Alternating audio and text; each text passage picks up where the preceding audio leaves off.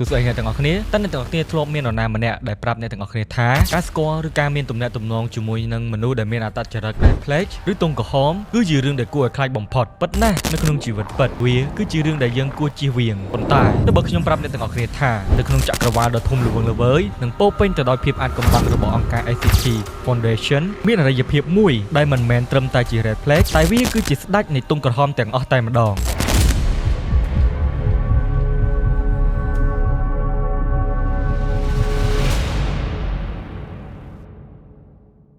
សូមស្វាគមន៍មកកាន់រឿងរ៉ាវដ៏ខ្មៅងងឹតមួយរបស់ឯកសារ SCP 001ថ្ងៃនេះយើងនឹងមកនិយាយអំពីកំពូលមហាអំណាចនៃភាពវឹកវរនៃចក្រវាល SCP នោះគឺ The Scarlet King ឬស្ដេចក្រហមបើអ្នកគិតថាសត្វចម្លែកផ្សេងៗនៅក្នុង SCP គួរឲ្យខ្លាចនោះរៀមខ្លួនទៅរឿងរ៉ាវថ្ងៃនេះនឹងធ្វើឲ្យអ្នកព្រឺសម្បុរមិនខាន The Scarlet King គឺជាអ្វីនៅក្នុងឯកសាររបស់អង្គការ SCP Foundation ដែលជាអង្គការសម្ងាត់កំពូលមានភារកិច្ចតាមចាប់ឃុំឃាំងវត្ថុឬសត្វចម្លែកដើម្បីការពារមនុស្សជាតិមានឯកសារមួយដែលត្រូវគេចាត់ទុកថាជាអានកំបាំងបំផុតនោះគឺ SCP 001 SCP 001មិនមានឯកសារតែមួយទេវាមានឯកសារคล้ายៗជាច្រើនដើម្បីបិទបាំងការពិតប៉ុន្តែនៅក្នុងចំណោម The Scarlet King ត្រូវបានគេជឿជាក់យ៉ាងមុតមមថាជាការពិតដ៏គួរឲ្យភ័យរន្ធត់បំផុត The Scarlet King មិនមែនជាមនុស្សមិនមែនជាសត្វចម្លែកមិនមែនជា alien ឬវត្ថុវេទមន្តកំពេចកំប៉ុកទេវាគឺជាព្រះបុរាណឬ Elder God ដែលមានជីវិតរស់រានមានពន្លឺតាំងពីមុនពេលដែលចក្រវាលនិងពេលវេលាត្រូវបានបង្កើតឡើងទៅទៀតយោងទៅតាមរឿងព្រេងមួយដែលកើតឡើងនៅចក្រវាល SCP ដែលមានចំណងជើងថាទូលីនិងឈាមស្ដេចក្រហមកើតចេញពីភាពងងឹតនិងទទេស្អាតនៅពេលដែលដើមឈើនៃចំណេះដឹងបានដុះឡើងនិងបង្កើតជាចក្រវាលរូបធាតុដណ្ដប់ភ្នាប់និងពន្លឺស្ដេចក្រហមមានអារម្មណ៍ឈឺចាប់និងស្អប់ខ្ពើមយ៉ាងខ្លាំងវាស្អប់ការបង្កើតវាស្អប់គ្រប់យ៉ាងដែលមានសណ្ដាប់ធ្នាប់គោលបំណងតែមួយគត់នៅក្នុងអរិយភាពរបស់វាគឺការបំផ្លាញដើមឈើនៃសេចក្តីចំណេះដឹងនេះចោលបំតិចចក្រវាលទាំងអស់ហើយទាញយកអ្វីៗគ្រប់យ៉ាងឲ្យត្រឡប់ទៅរកភាពងងឹតនិងភាពវឹកវរវិញតែស្រមៃមើលថាសត្រូវរបស់អ្នកមិនមែនជាអ្នកដែលចង់បានលុយអំណាចឬទឹកដីទេតែជាអ្នកដែលចង់ឲ្យពិភពលោកទាំងមូលរបស់យើងរលាយបាត់សូន្យតែម្ដងនេះហើយគឺជា Scarlet King ដើម្បីសម្រេចគោលដៅបំផ្លាញចក្រវាលនេះ The Scarlet King បានប្រកាសសង្គ្រាមទូទាំងពហុចក្រវាលវាបានដើរបំផ្លិចបំផ្លាញពិភពលោកម្ដងមួយ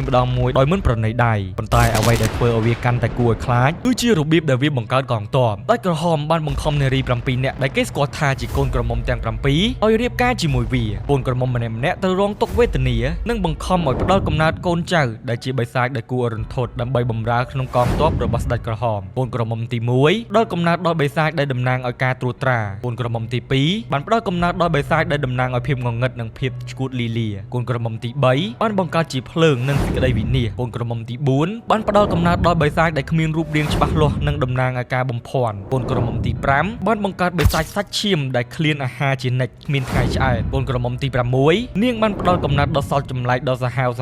នៅក្នុងចំណុចនេះហើយអ្នកគ្រប់គ្រង SCP ជាច្រើនបានបញ្ជាក់ថាសត្វល្មូនដែលអង្គការ SCP សម្លាប់មិនងាប់គឺ SCP 682ក៏ជាកូនចៅម្នាក់ក្នុងចំណោមកូនរបស់កូនក្រមុំទី6នេះដែរអ្នកឃើញទេគ្រាន់តែ SCP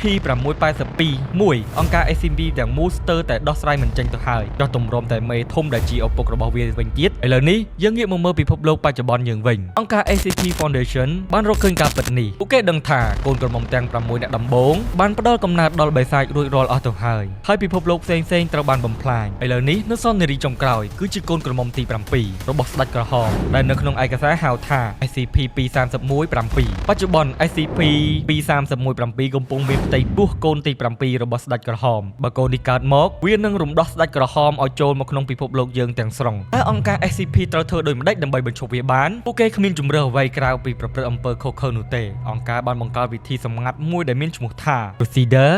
110 Montag វិធីនេះត្រូវបានធ្វើឡើងនៅលើនារីកំសត់ SCP 231-7ជារៀងរាល់ថ្ងៃដោយមិនមានការខកខានឡើយតើវិធី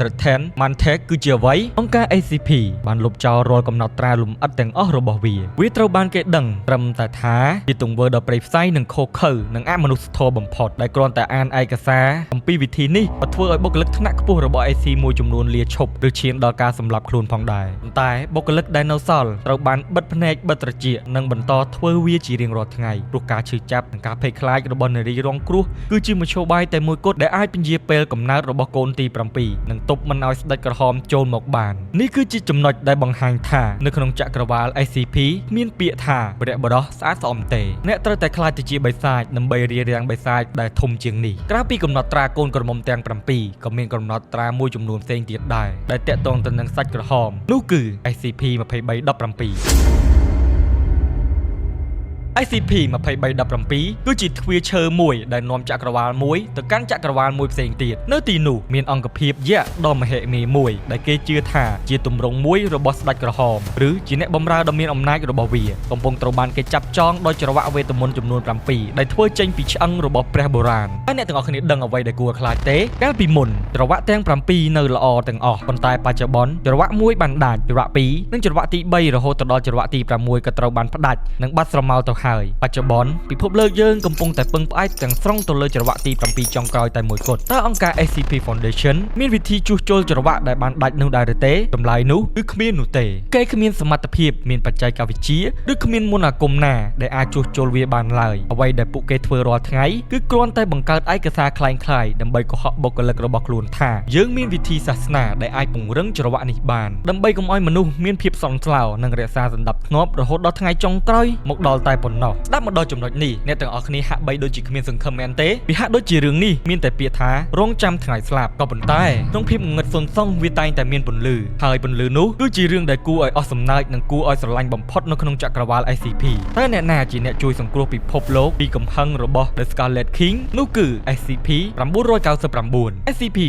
999គឺជាដុំចាហួយពណ៌លឿងទុំតូចមួយដែលចូលចិត្តដើរអោបគេឯងចូលចិត្តស៊ីស្ករគ្រាប់និងចូលចិត្តធ្វើឲ្យអ្នកនៅក្បែរវាសប្បាយរីករាយវាគ្មានអាវុធវាគ្មានចង្កូមនិងគ្មានពឹសនោះទេគឺវាមានតែក្តីស្រឡាញ់ប៉ុណ្ណោះយោងតាមឯកសារសម្ងាត់ការពិតទៅកូនទី7របស់ស្ដេចក្រហមមិនមែនជាបិសាចទេតែវាគឺជា SCP 999នេះឯងវាត្រូវបានចាប់កំណើតឡើងមកមិនមែនដើម្បីបំផ្លាញនោះទេតែវាគឺដើម្បីសេចក្តីស្រឡាញ់ទៅវិញការព្យាករណ៍បានចែងថានៅពេលដែល SCP 999លូតលាស់ធំធាត់ពេញវ័យវានឹងប្រើប្រាស់អំណាចនៃសេចក្តីស្រឡាញ់និងភាពកក់ក្ដៅនិងពន្លឺរបស់វាដើម្បីយកឈ្នះលើសេចក្តីស្អប់ខ្ពើមដ៏បរិសុទ្ធរបស់ស្ដេចក្រហមជាមិនខានវាគឺជាអាវុធតែមួយគត់ដែលអាចសង្គ្រោះយើងទាំងអស់គ្នាបានបើសិនជាកូនទី7 SCP 999ជាក្តីសង្ឃឹមក្នុងការជួយសង្គ្រោះពិភពលោកចុះហេតុអ្វីបានជាអង្គការ SCP នៅតែបន្តធ្វើទារុណកម្មនារីកំសត់ SCP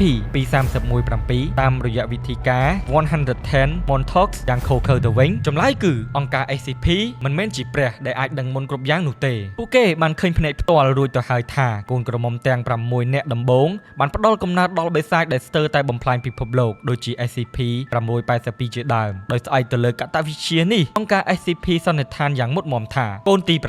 ច្បាស់ជាបិសាចដែលសាហាវជាងកូនមុនរាប់រយដងដោយសារតែការភ័យខ្លាចថាពិភពលោកនឹងវិនាសពួកគេមិនហ៊ានប្រថុយឲ្យកូននោះកើតមកនោះឡើយដូច្នេះពួកគេក៏បានបង្កើតវិធី110 Montauk នេះឡើងដើម្បីរារាំងកំណើតកូននោះដោយពួកគេមិនបានដឹងទាល់តែសោះថាកូននោះគឺជាកូនចាហួយដ៏គួរឲ្យស្រឡាញ់ SCP-999 និយាយឲ្យខ្លីគេធ្វើទារុណកម្មនារីនោះគឺដោយសារតែការយល់ច្រឡំនិងការភ័យខ្លាចតែប៉ុណ្ណោះសរុបមកនេះគឺជារឿងរ៉ាវរបស់ The Scarlet King វាគឺជាតំណាងនៃសេចក្តីវិនាសដែលអង្គការ SCP ខ្លួនឯងក៏ញញើតនិងអស់តម្រេះតទល់បើគ្មាន SCP-999 ទេបើច្រវាក់ទី7ដាច់ឬវិធីការ110 Montauk បរាជ័យដោយដែលបាននិយាយពីដើមអញ្ចឹងយើងមានតែឈរញ័រជើងព្រោះរត់ក៏មិនរួចលាក់ខ្លួនក៏មិនចិត្តយើងម្នាក់មានតែរៀបចំខ្លួន say goodbye ហើយអង្គុយរងចាំថ្ងៃដែលចក្រវាលទាំងមូលប្រែក្លាយទៅជាធូលីនិងភាពទទេស្អាតតែប៉ុណ្ណោះ